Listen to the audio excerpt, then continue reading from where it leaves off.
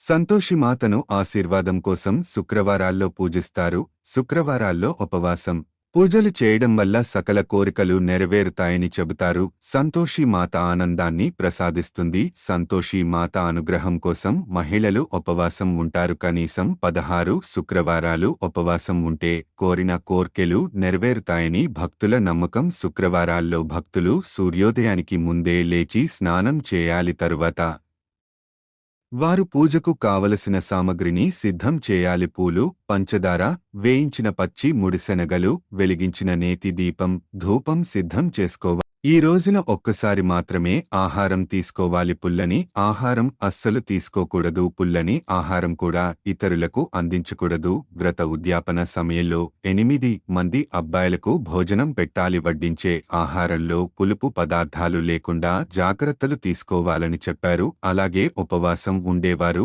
పులుపు తినకూడదు. శుక్రవారం నాడు ఉపవాసం ఉండిపై చిట్కాలు పాటిస్తే అమ్మవారి అనుగ్రహం లభిస్తుందని, కోరుకున్నదంతా నెరవేరుతుందని చెబుతారు.